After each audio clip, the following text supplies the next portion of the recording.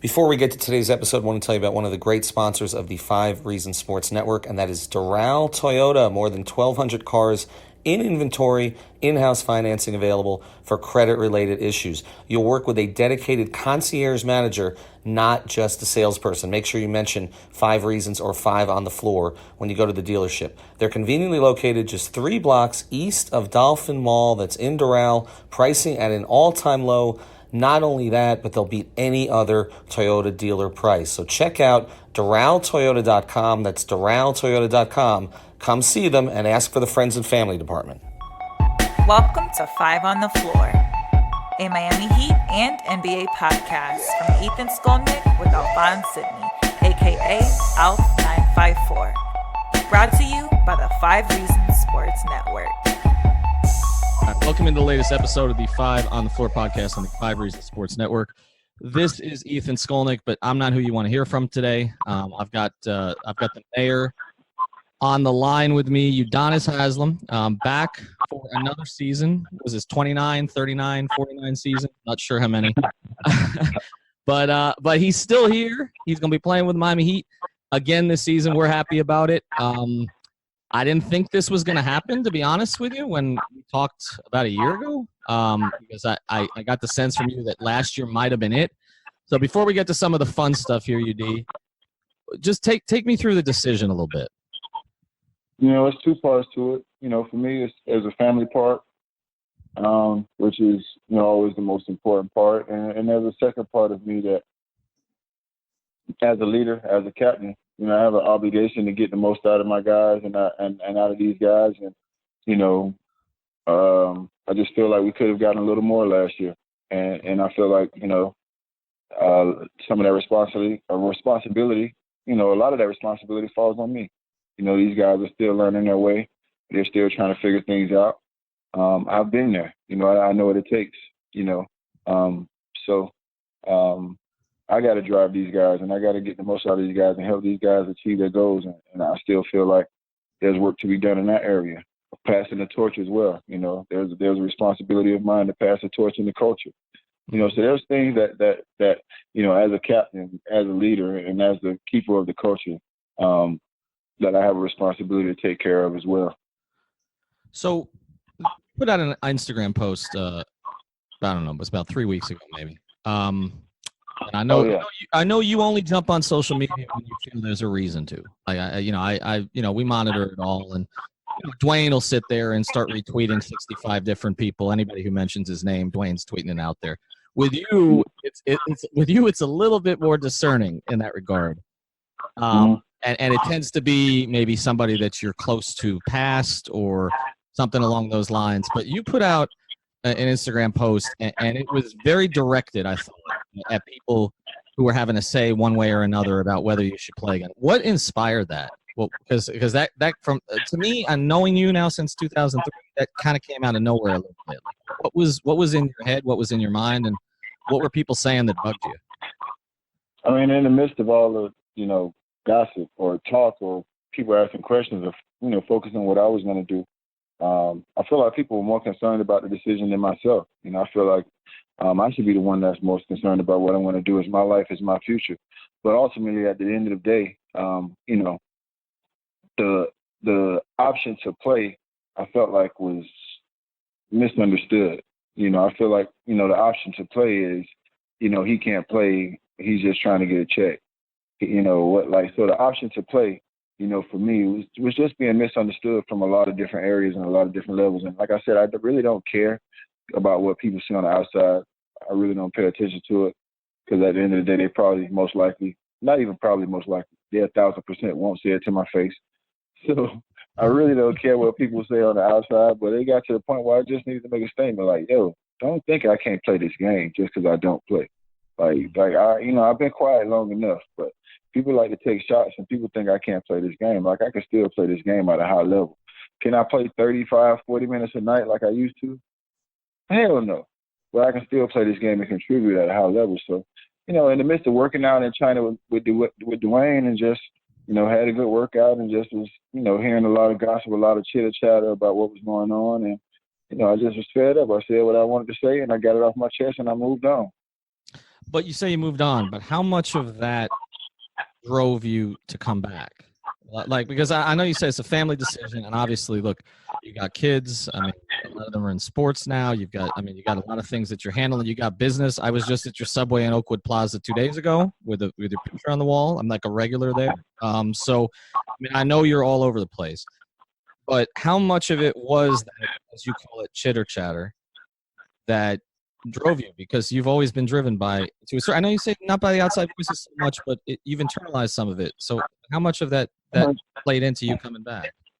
Oh yeah, I'm definitely motivated always. I'm always finding ways to motivate myself. Like, being an underdog, obviously majority of my life, a majority of the time, it's always motivation out there. So yeah, the chitter chatter does motivate me, but it didn't motivate me to come back, because ultimately it's not like I'm gonna come back and play 20 minutes a night and get to prove these people wrong.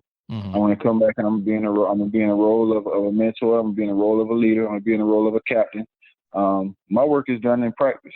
If you want to come see me play, if you think I can't play, show up to practice, buy a ticket, get a seat. But my work is done in practice. Ultimately, if Spoden needs me, I'll be ready. He knows that. He understands that. But it's going to be spotty for me playing time-wise. But, my playing time is going to be in practice, and that's where I challenge these guys, and that's where I do most of my playing.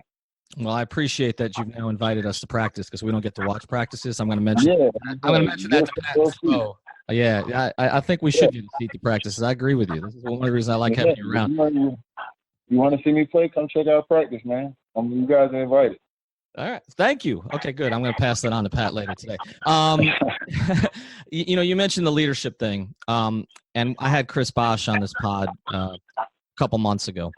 And that's my guy. Yeah, I know. And he called the young guys out. Now, and he talked about their talent, but he said, look, he had a conversation with them, and I just had Bam on the pod this week, and he said that conversation struck a chord with him.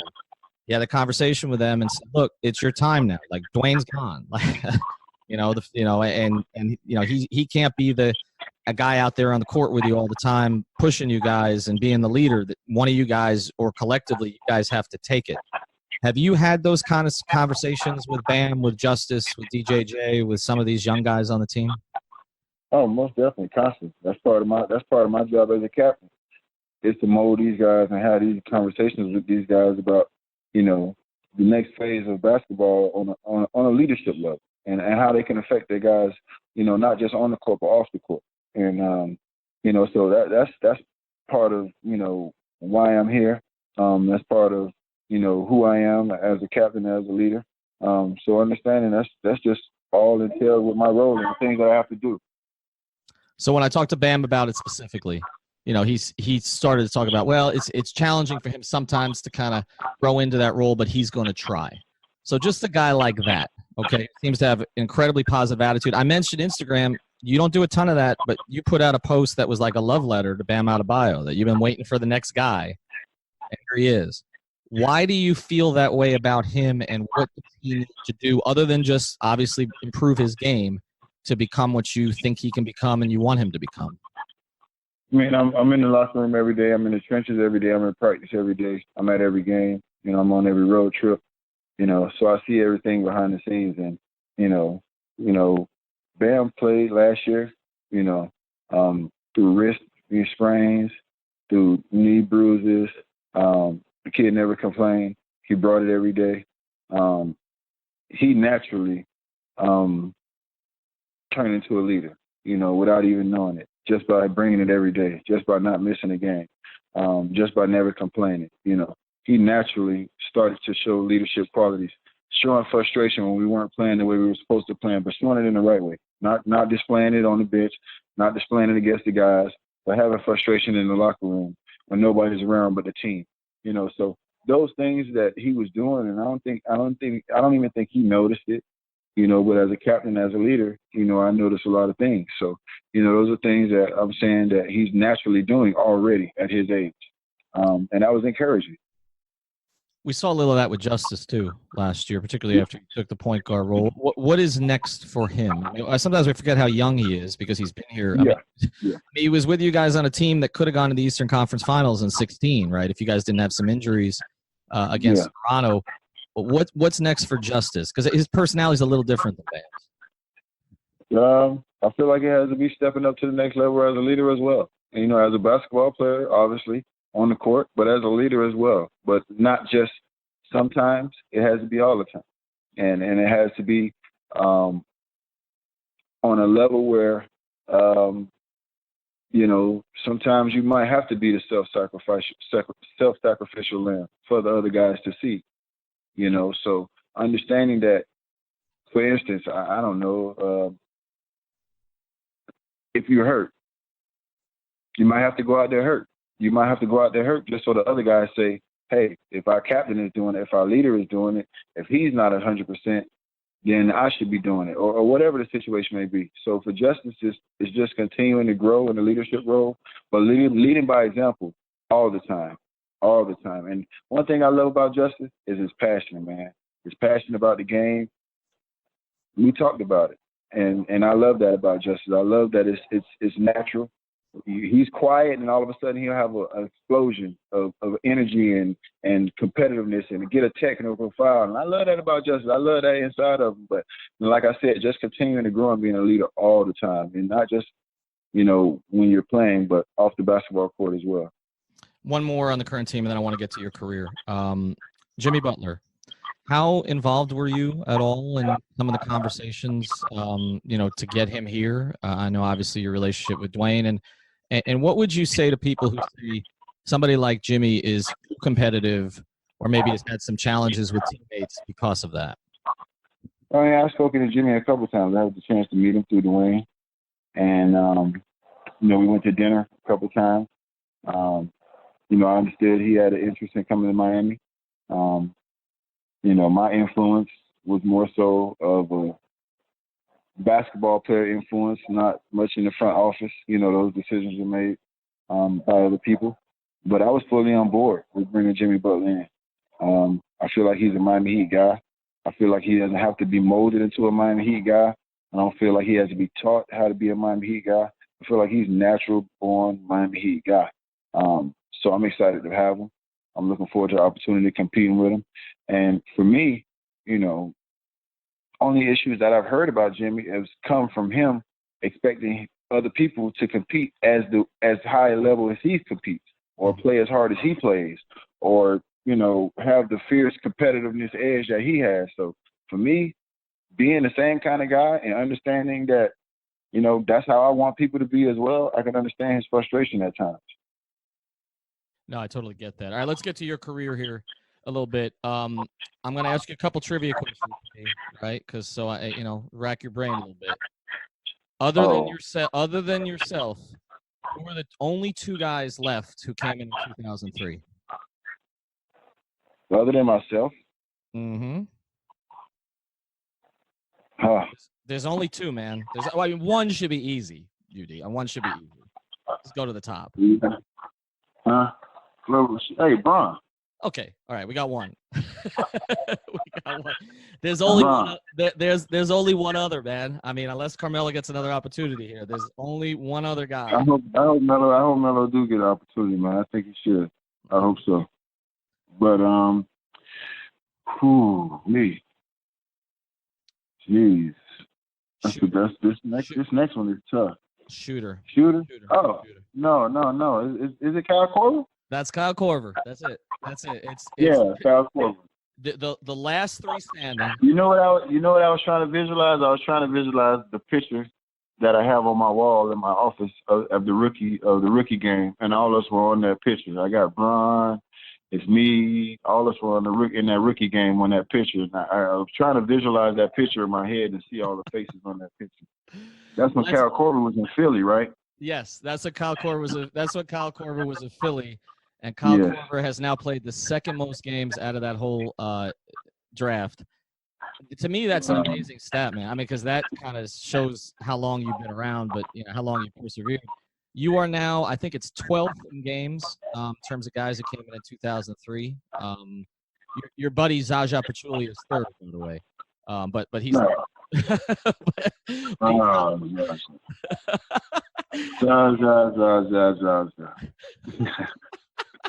But he's not playing anymore, so that one's out of it. But yeah, you're now 12th in games with 854. It's LeBron, Kyle, Jaja, Carmelo, Boris Diaw, Dwayne. No more of those coming.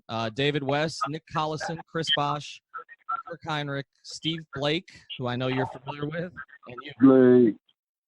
So that's it. You need 16 to catch Blake to get up to 11. But what to you does that symbolize? Wow. Wow, to be mentioned in our list, of guys, and to have the longevity, and to have the physical, capability, the physical health, the mental health, the talent to be at this level. I'm appreciative of it. I'm thankful. I really don't take time to look back at the things that I accomplished, because I'm so focused on work and moving ahead and continuing to just accomplish more things. But when I hear some of these accolades and some of the things that people say, and I'm thankful, and it's amazing. How is it going to be? I know you did this a little bit for about a year and a half, and we don't like to remember this. The Cleveland and Chicago stints, like we've just blocked them out of our head for Dwayne. But is it different this year? I mean, you had him back for a year and a half, right? Working with these young guys. Is it different for you now, kind of going back to him not being there with you, where you're shouldering the majority of that burden, in terms of that leadership and passing on the culture? Not at all. Not at all. You can't just kick out the little bit of time that he left. That was time that both of us grew. And we grew individually, but we also grew closer together, because we weren't around each other every day. So it was more of an effort to reach out to one another and check on one another and see how one another are doing. So, we grew individually, we also grew closer together. So me as a captain and as a leader, and I'm fully ready and capable, and, looking forward to the opportunity of taking on that role, alone. He people have noticed on social media, he's all over the place on TV shows, doing a million things. Do you think he's bored not having basketball? How do you think he's going to handle this?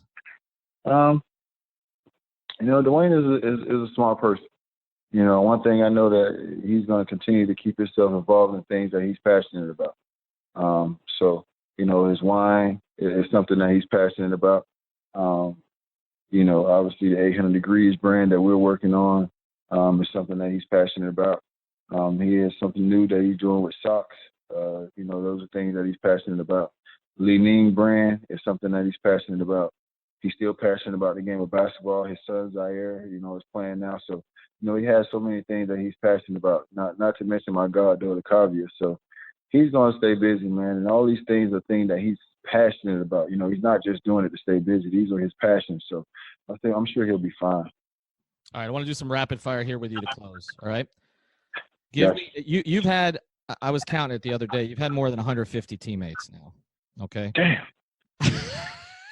I'm not gonna make you nameable. There's no way. You know what I just thought about? That's 150 names on the wall every time I go take a leak. That list of names you have on the wall. Yes, I know the list of names on the wall. Yep, it's 150 names you think about when you take a leak. That's perfect. Wow. That's the perfect way to symbolize. But it's more than 150, and I'm not even going to get you to try to name any of the guys from the 2007-2008 season, because those guys just came and went, man. That was D-League, up, down, whatever. But is there one? I'm going to take away the obvious one here for Heat fans, who's LeBron, right? Is there one teammate that you wish you'd got to play with longer? Mike Miller. It's 3 years, right? It could have been 4. Could have been longer. Yeah, I wish it was way longer. I love that guy. That's my guy. He's doing pretty good work in Memphis now, but yeah, that's. Listen, I just texted him the other day. I say, boy, you up in Memphis cooking chicken in practice, ain't you? You see him on Instagram frying them boys in practice. I say you up there, Chef Boyardee. You cooking chicken in practice. He seems happy though. He seems like he likes it. Like yeah. Yeah, he's good. I've been trying to get Mike on the pod forever, so I'm working on it. All right, here's another one. This is a little trickier. What teammate drove you the craziest? There are 2 guys I'm thinking off the top of my head, but Bees and Rio. Oh damn, Rio wasn't going to be the second one, but I guess he's got to be. It was going to be. I was going to say Bees or Hassan, But I guess Bees or Rio could be two of those. Nah, Bees and Rio, man. Them damn boys drove me nuts. Give me one Bee. Is there one Bees story before we let you go that you could give me that I could tell? I mean that is safe enough to tell here on a podcast. You got one Beasley story?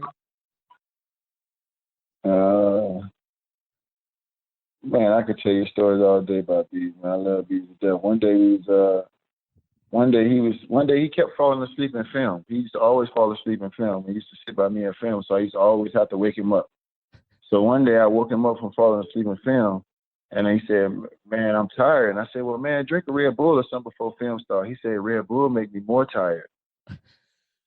I was like, "All right, I ain't never heard nothing like that before." He said Red Bull makes him more tired. So decaffeinated Red Bull? I've never heard of that. Yeah, I ain't never heard that either, Ethan. I mean, I heard that maybe once the sugar rush, you come down, but it doesn't make you tired instantly once you drink it. How good? That was his logic. How good could he have been? I mean, he carved out a career, but man, if you could have gotten to him in some way, or you guys could have gotten to him in some way, I just feel like the upside there was tremendous. Oh man, he'll walk a bucket from anywhere. I've never seen nobody that can stop him besides me, but I haven't seen nobody that can stop that kid from getting a bucket from anywhere on the court. Final one, then you mentioned him. He's playing in the Big Three, actually. I'm actually trying to head out there this weekend. I mean, it's crazy. I was talking to Ricky Davis, who you played with in, I guess, twice, right? 2000. Yeah, they say he was heading in yesterday. Yesterday when I went in to do my media, they say he was coming in to get some shots up a little later. I just missed it. Yeah, he is. So, and actually, I taped a pod with him, so people are going to hear that here too. But I'm thinking about this, and I'm like, you got all these guys in the Big Three. Rio's in it. Ricky Davis is in it. Rashard's in it. Amare's in it. I mean, it's like Bibby's in it. It's all these former Heat players are playing in this thing, and you're still doing this thing in the NBA. Are we going to see you? I mean, whenever this thing ends, 5, 10, 20 years from now, when you finally decide you're hanging it up to open more subways and 800 degrees, are we going to see you playing in leagues like that? Is that something you want to do? No. No, once I hang them up, when I'm done with the game of basketball, that's it for me, brother. There's time. I'm going to still work out. I'm going to still stay in shape. Obviously, I'll still be, engaged in the game of basketball. But, once I walk away, that's it. Are you mentally prepared for that? Yeah, because I got other passions. Mm-hmm. I do have other passions, and I'm so passionate about the work that I'm doing right now off the court. And I'm passionate about my kids. I mean, travel baseball is like damn near the MLB, the way it is with my son. He's only 12, so he's going to get older. My oldest son is at University of Toledo right now. And this year is the year that he's going to get more playing time. I want to be invested in that. My youngest son is 8 years old, man. He just can play anything he wants. He's a stud. So, those are my passions right now. I have so much work that I can do outside the game of basketball and still be connected to the Miami Heat. I'm always going to be a part of the Heat family. I'm going to have something to do in the organization. I'm going to still drive these guys in some shape, form, or fashion. But more work to do inside the organization this year on the court and in practice. And I appreciate you inviting us to practice. So I'll be out there sitting there watching you all the time. We'll get more people out there to watch you get double-doubles in practice because, appreciate the invitation.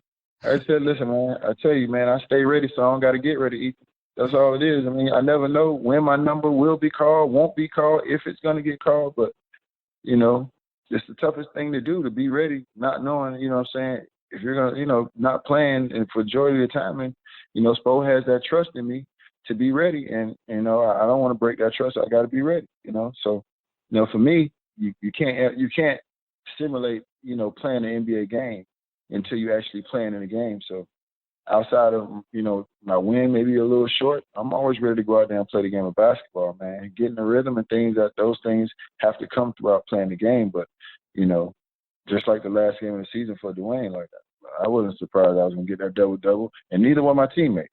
Mm-hmm. Mm-hmm. Gators UM, opening game of the season. Hey, man, I don't want to talk about that, man. That's too much pressure. All I know is that's my. Let me tell you something. Hurricanes are homeless as a kid. We didn't have a choice to root for another team. My parents didn't play that. We had to root for the Hurricanes. As a young adult, business decision, best decision of my life was to attend the University of Florida.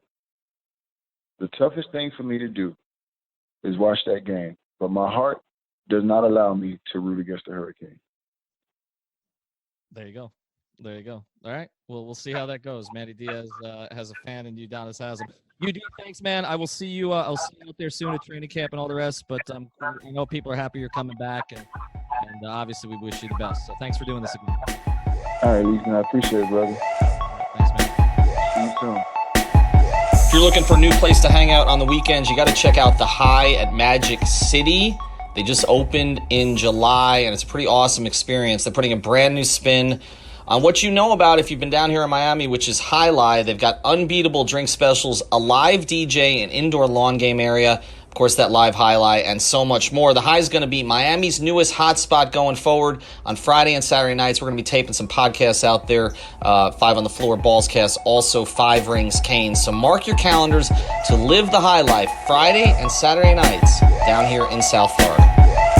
I want to tell you about a great sponsor of the 5 Reasons Sports Network, and of course that is the Seltzer Mayberg Law Firm. You can find them at onecalllegal.com. That's onecalllegal.com, or call 1-855-5000-LAW. They handle cases including but not limited to car accidents, slip and falls, and traffic tickets. I can tell you that they do a really good job with that because they just got mine thrown out. They've got a new 15,000 square foot office that has opened on I-95 in North Miami. We actually work out of that office with them, so you can come say hello to us too, and they'll handle cases from all over the state. Call now with 24/7 service for a free consultation and ask about the special on traffic tickets starting at $49.95. That's onecalllegal.com, 1-855-5000-LAW. Welcome to the latest episode of 5 on the Floor on the 5 Reasons Sports Network. This is Ethan Skolnick. We cover the NBA, of course. We also cover former NBA players. We cover former Heat players, especially those who make a couple stints with the Heat. And the Big Three is here this weekend. For people who've kind of been following this has grown over the past couple of years. I feel like every roster is littered with, like, at least one Heat player. It's crazy. So many guys who played for the Heat are all over the place. And they're coming down here to Miami on Saturday at 8 o'clock at American Airlines Arena. We'll have a couple people out there for 5 Reasons Sports. You can follow the coverage on 5reasonsports.com, but it's a fun event. And you just get to see a lot of guys that you'd heard of and you'd seen play. And today we've got Ricky Davis. You remember him from the Heat, but also played for a number of other teams. Obviously, remember him in a playoff series against the Heat. Also played for Cleveland and around the NBA. Ricky, thanks for joining me. I appreciate it. Hey, yeah, thanks, man. Thanks for having me. So take me through a little bit before we get into what the league is and all that. Take me through kind of the process of you deciding that you wanted to keep playing and this is how you wanted to. What kind of went into your decision to play for the Big Three, and how has it gone for you so far? Well, yeah, actually, how I got started is Mike Bibby. Actually, we were playing in some other little league we were playing in, and Mike Bibby came up to me and was like, "Hey, Rick, Ice Cube's starting this new 3-on-3 league. Would you be interested?" And I was just, kind of expecting the Ashton Kutcher to walk out like, is this something like a joke or something? Of course, I would love to be some part of what Ice Cube's put on, somebody that you grow up watching, listening to, and it's just amazing. So, yeah, I joined it. Mike Bibby put me on his team, and it just grew from there. We had some great caliber guys going on, and, we got a TV deal, and it just, came to fruition so fast. It's just a great league, I think, it gives guys a chance, that's coming out the league, the chance to transition and, trying to find their way a little bit. So, got some good quality guys, and the fans can actually come see the game for a great price, good caliber names, some Hall of Famers. So, it's just awesome, man. It's growing every year, and it's just getting better and better. So you're not. I don't want to date you here right now, but you're not 40 yet. You got a couple more months, right? So yeah, a couple more months. But it's got to be. It's got to be a little more difficult these days to kind of get up the next day after it used to be. What have kind of been the adjustments? 'Cause I know you played overseas for a long time after you were out of the league. Starting in Turkey and China and France and Puerto Rico. I didn't realize it was quite this many places that you were bouncing around kind of in the 2010s. But kind of how do you keep yourself in the kind of shape that you need to do this? And what are the differences between playing 3-on-3 and 5-on-5 in terms of that? Yeah, man. Just with staying in shape, it's just the everyday process, at this age, coming in and just can't really take a lot of days off. I think it's kind of the key to, staying in shape. For me, definitely changed my diet as I got older. Now alkaline vegan. So it's a few things that I've changed myself, to just kind of keep me going. And, definitely my kids playing, that keeps me going, training them every day and working them out. So, it's definitely a process and definitely different getting up after a game, at the age of 39, opposed to 22, so it's definitely a challenge. And, playing for that 3-on-3 is definitely different than at 5-on-5, whole different game. It's just kind of like old school. Mm-hmm. Old school basketball, it's a difference because 5-on-5, you got to get back on defense. You got to chase that guy in transition. 3-on-3 is just, half-court basketball. So, if you're going to have a one-on-one game, it's kind of difficult to score, opposed to coming off picks and getting plays. It's a whole different ball game. The shot clock's 14 seconds, not 24. Mm-hmm. If you miss an air ball or it doesn't hit the rim, you get to go right back up to it with the opposing team. So it's definitely some quick changes, that you got to get used to. Are there certain guys, because obviously there's a lot of names playing in the Big Three, but are there certain guys that maybe weren't the biggest names when they were playing but have just aged better? Like you go against them now and you're like, wow, like that guy. Yeah. It's just like fine wine, I guess,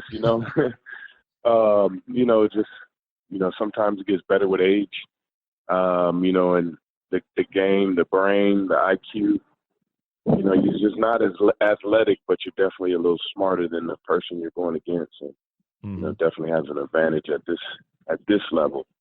So give me one guy, Ricky. Give me one guy that that just you're like, wow, that guy has.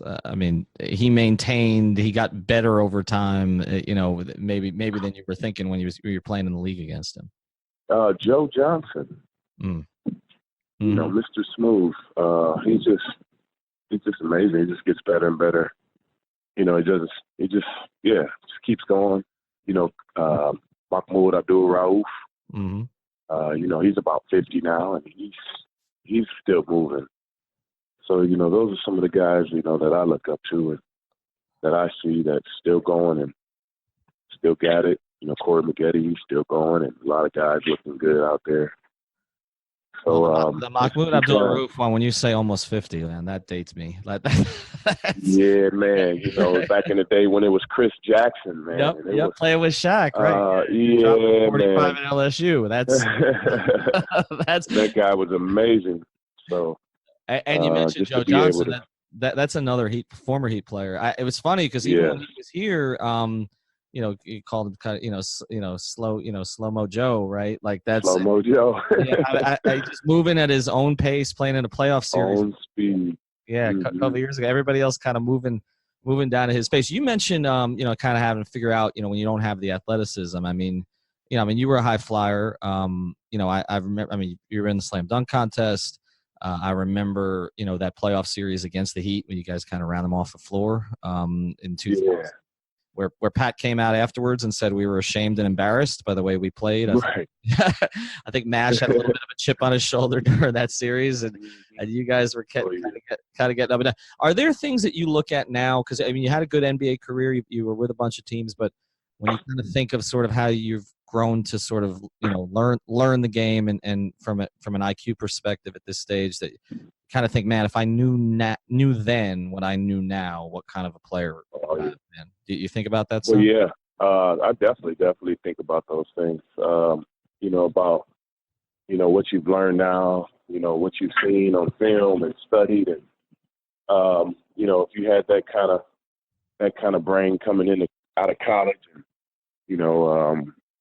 just having that skill at your prime, I think it would just be. I think you would be amazing, all-star caliber. Because just the angles and the movements and working on the plays, it's a whole different ball game. Once you've grown and seen the game and played a lot of minutes, you definitely would be a much better player.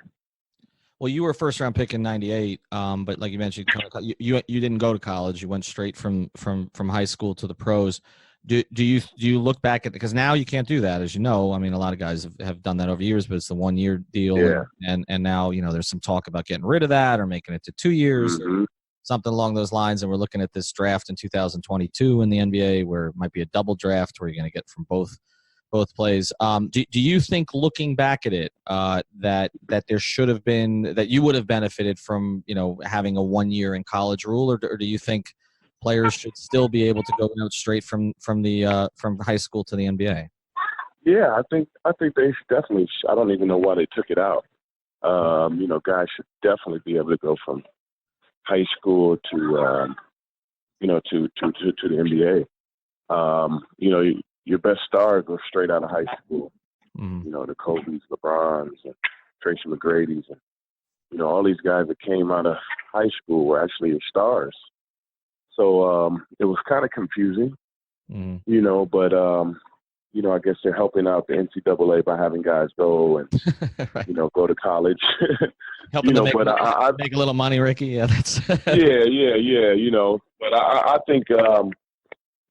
I think it's best, guys, if they're good enough to play at that age, because for me, I got drafted at 17. So, mm-hmm. Being able to actually learn the NBA game at an early age was very beneficial for me.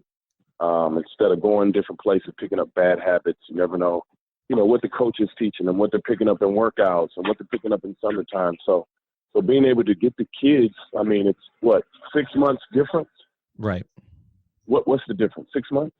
Right. Because by the time he does this basketball season, he actually leaves school early anyway. Mm-hmm. Mm-hmm. So it's really like a 6 month difference that we're stopping these kids from. I don't know. It's a chance for those kids to get hurt. If he's good, he's good. Right. Yeah. No, I mean, you can see it. You can see the kids that are good. And if they're not good, they put their name in the draft and they still can go to college. Mm-hmm.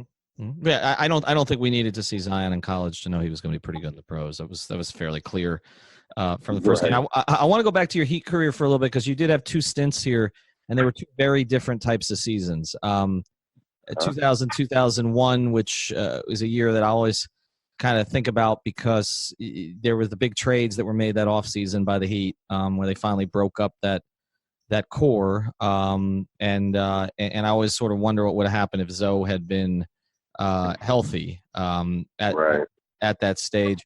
And then you kind of suffered through the year that Heat fans don't like to remember, which is the 07-08 year, which where everything kind of bottomed out. How do you kind of look back at your Heat experience? Well, I was actually at the beginning I was hurt a little bit at the Heat experience, so it was tough. Didn't get a lot of playing time as I wanted, but it was good. I loved my Heat stint. Even though in 07 we didn't win a lot of games, we showed a lot of character guys still out there playing and going hard, and brought up some D-League guys, and so it was tough. But just playing for the culture of Miami is just amazing. It's a top grade ball club, so they take care of you as long as you put out what you're supposed to be doing, and it was great for me. Do you ever wonder about kind of the, again, that 07-08? I don't think they went into that season in 07-08 thinking it was going to be that rough. And then, and then kind of everybody got hurt. Dwayne, everybody got hurt, and D Wade and Shaq did their little thing, and it just kind of got out of hand a little bit. Mm-hmm. Mm-hmm. What was the bigger picture? When you look back at your NBA career, what was your favorite moment? My favorite moment, probably playing Cleveland days, Boston days. Mm-hmm. Those were my best. Sorry about that noise there. That's okay. Yeah, my Cleveland and Boston days. Those were my best days there. Being averaging 24 points for a while, and just being able to, play at that high caliber was great. And I know obviously you were there for the beginning of LeBron, and kind of what that ended up becoming. What was kind of that experience like at that point? Because you were traded, what was it, in December, right? Pretty quickly into that year, but you were there for all the hype and the craziness in Cleveland, and expectations were going to be. What was that 3-month period like? 3 to 4 months. It was good. It was good. I mean, even the season before that, it was rough. Just the way we got LeBron, winning 16, 17 games. That's rough on you anyway. And I played all 82 games, so just didn't want to go through that. Again this season, trying to rebuild and redo this. And so I figure I'll try to, go play behind Paul Pierce over there and a team that's established and ready to go to playoffs. And, it worked out good for me right away, but maybe I should have waited for the big train to run, and run with that train. But, like I said, it was great just playing with different people and traded over there with Paul Pierce. Playing behind that guy was amazing. So, it's good. Well, yeah, just don't mention Paul Pierce to too many Heat fans. That's that. He's yeah, I know, right? He's a dagger. He's not among the favorites down here. I think there's respect. I think there's respect, but yeah. I don't know about the other stuff. Let's get back to the big three here for a second. So for people who don't know, explain a little bit how, explain to people who's on your team, and how that kind of works, how the substitutions, just how the whole process of it works. So who are you coming down here to play with? We're on the go. I'm on the Ghost Ballers. Me, Mike Beasley. We got Mike Taylor. We got Chris Johnson, Alex Scales, and Solomon Jones. And, they play 3-on-3. We have 3 subs. We play first to 25 is halftime, and first to 50 is game. Okay. So no make it, take it. You make it, other team gets the ball, got 14 seconds to shoot it. And we have a 4-pointer. We're allowed to shoot 4-pointers. That Stephen Curry deep ball back there. Right. So and it's fun. It's we have hand checking, and we're just old school beat 'em up basketball. Yeah, I mean, like I said, that's why I figured it. Afterwards, it probably hurts a little bit because there's nowhere for you to move to at this stage. Right. And not as many guys are vertical as they used to be, right? So that's exactly. That's part. Who are some of the other guys that we may see down here that will be competing? That you'll be competing. Yeah, I think Rashard Lewis will be down here this weekend. I think Amari Stoudemire. All Heat. Nate Robinson. All these guys. Mario Chalmers. We got all these Heat guys. That'll be here this weekend. So it's going to be awesome. Yeah, no, and I know I know Rio has been really into it. We've had him on the podcast a couple times. I got to ask this though: is he the greatest clutch player who's ever played in the NBA? Because I know Rio thinks so. So I got to throw that out to you before. Greatest clutch player? Yes, I mean if you ask Rio, that's what he would. Robert Horry. All right. So Rio's second. Robert Horry, big shot Horry.